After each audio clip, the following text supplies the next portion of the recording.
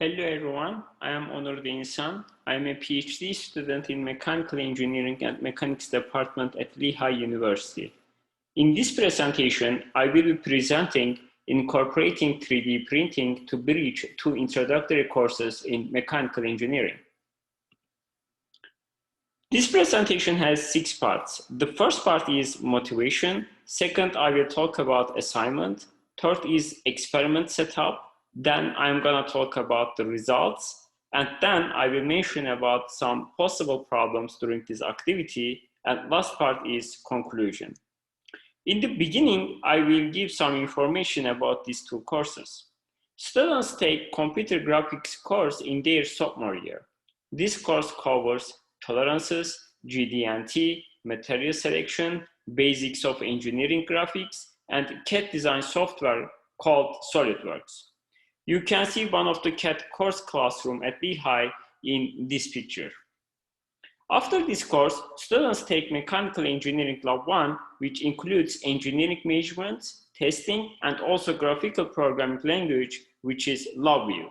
You can see one of the Mechanical Engineering Lab at Lehigh in this picture.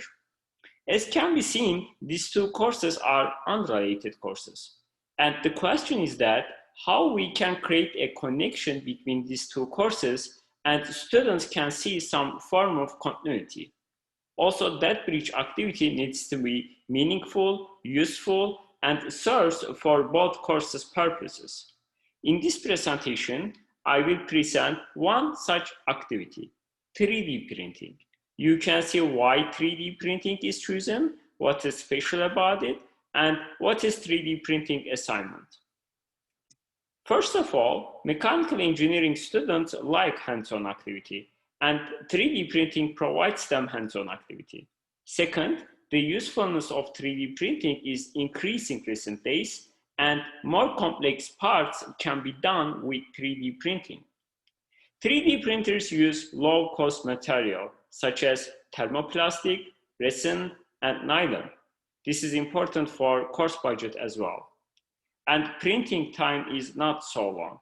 For example, in our case, 3D printers were able to create one dog bone around 40 minutes.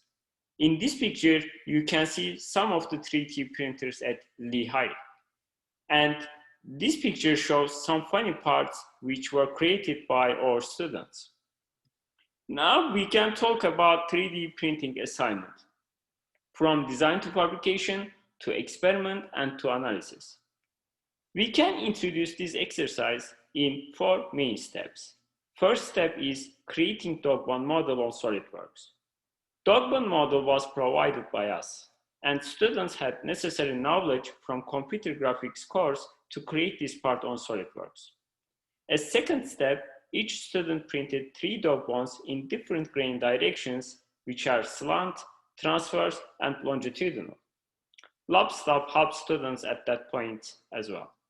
As third steps, students run tensile loading experiment for mechanical engineering lab course under supervision of instructor and lab assistants. Different data was collected and recorded.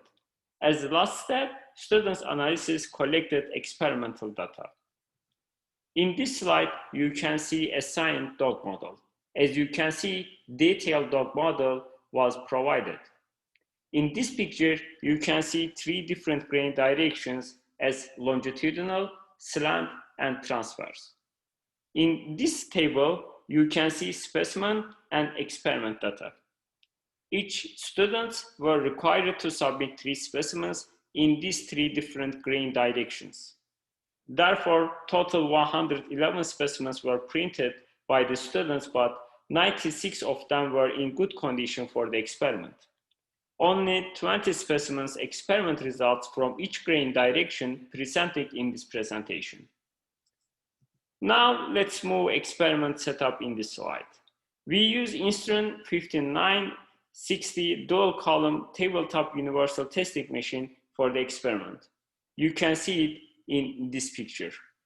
Also, you can see dog bone in this picture as well, right here. Also in here, you can see some equations which students use to analyze data. Students calculated tensile stress, strain, mean, standard deviation, and 95% confidence interval.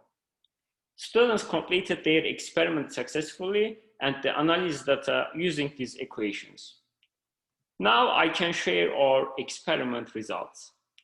In these two graphs, you see maximum load frequency distribution in here, and this graph shows strain frequency distribution.